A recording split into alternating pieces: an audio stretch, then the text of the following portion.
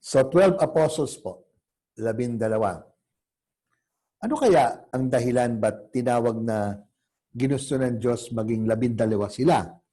Bakit hindi sila 14 o 13? Kasi po, 12 tribes po ang Israel. Bakit po 12 tribes ang Israel? Kasi 10 po yung anak ni Jacob. Tapos nun, meron siyang 2 apo kay Joseph. And therefore, grandchildren niya, children din niya. So, 12 po ang tribo. So, parang, nakakabit po yan. 12 apostles as the offshoot of the new Israel, the new people of God, the church. Iba na po itong bagong bayan ng Diyos, bayan na pinasimunuan ng mga sumunod kay Kristo. Ginagamit po natin, kita niyo dyan yung self-portrait ni El Greco. Siya po ay may pangalang Greek, I think he's from Greece, Domenikos Theopoulos.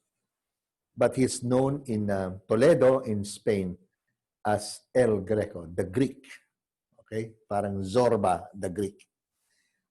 Sino kaya ang next nating apostle? Andrew. Si Andrew. He is the brother of Simon Peter. Akala ko kahapon sabi natin si Peter taga Capernaum, but ito taga Bethsaida. Actually, si Peter taga Bethsaida. Yun lang sabi natin kahapon. Lumipat siya doon sa lugar ng kanyang asawa and siya yung nakatira sa Capernaum at therefore in the house of his mother-in-law. Kailan po ang piyesa ni Andrew? Tanungin niyo po sa St. Andrew's Church sa Bel Air, November 30 po. Hindi, di ba sabi natin, di ba Andres Bonifacio yan? Well, pareho silang Andres. Pero sa atin, Andrew is November 30 as well.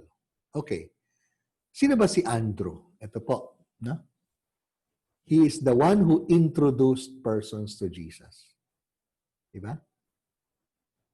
And somehow, people relied also on his connections. No?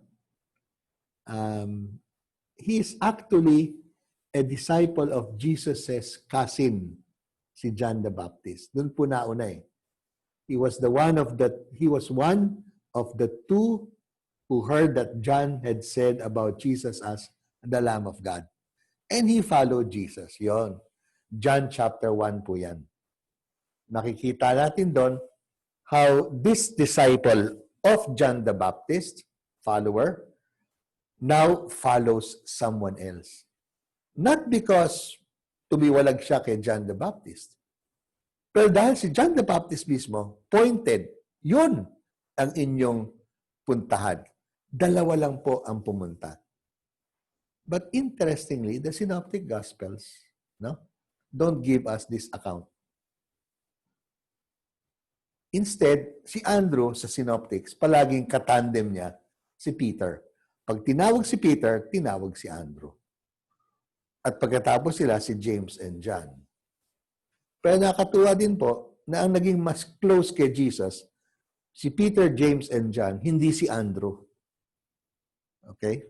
So, yun po. Now, bakit sinabi ko dyan, introducing persons to Jesus? Yun po parang ang kanyang naging parang feature. Specifically po yan sa Gospel of John. Una, ang inintroduce niya si Peter. Dinala niya si Peter, ang kanyang kapatid, kay Jesus. Ito po ang aking kuya. Sabi nga, you are Simon, son of John. From now on, you will be called Cephas. Okay, alam natin sa Gospel ni Matthew, Cephas means the rock. Pero tayo, the feeding of the 5,000, John chapter 6.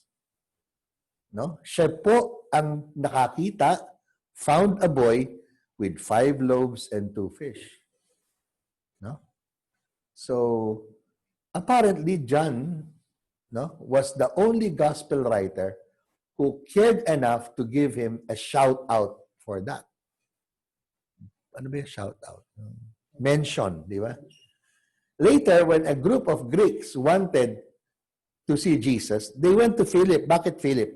Philippos. It's a Greek name. Nakabalita sila, oh, ito si Philip, ha?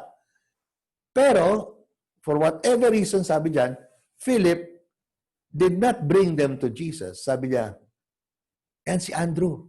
Malakas yan. Andrew is also a Greek name. Andreas. Okay. Ang ibig po sabihin, matipuno.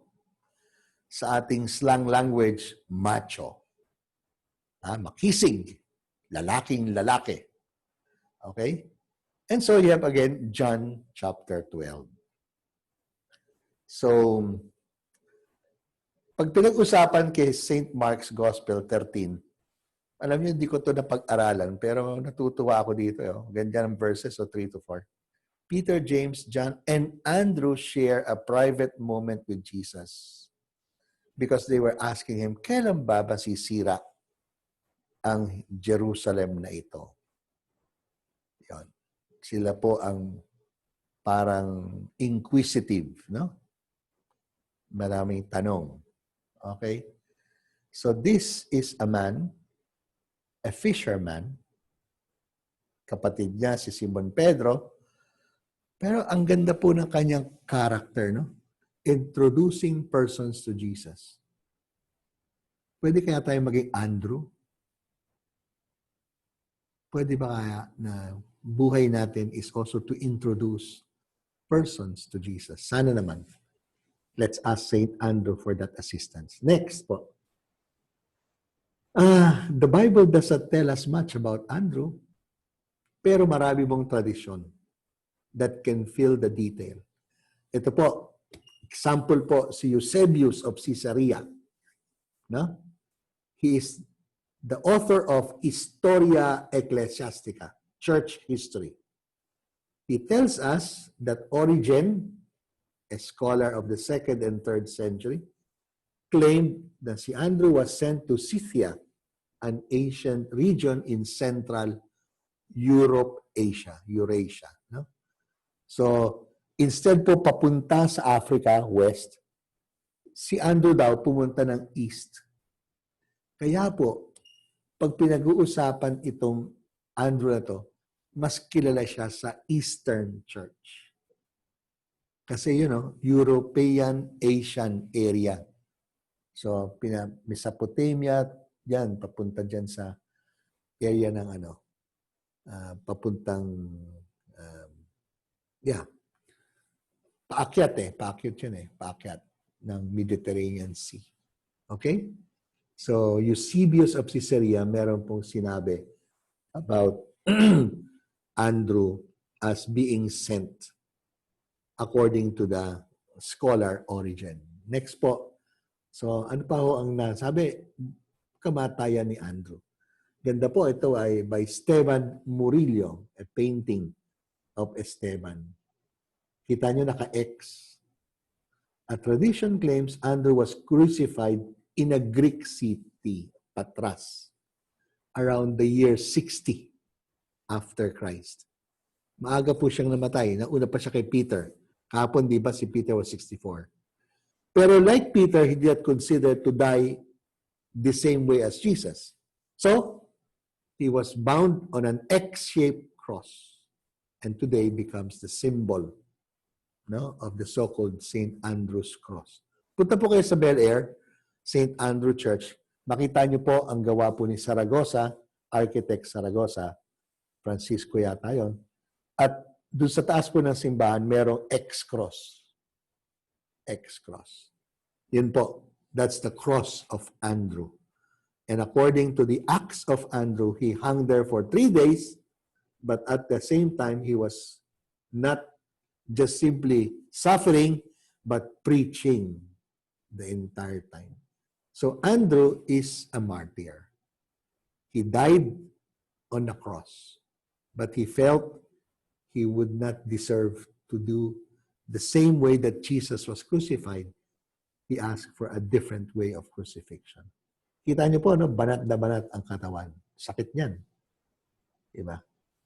This is the rendering of a Spanish master artist by the name of Murillo. Esteban Murillo.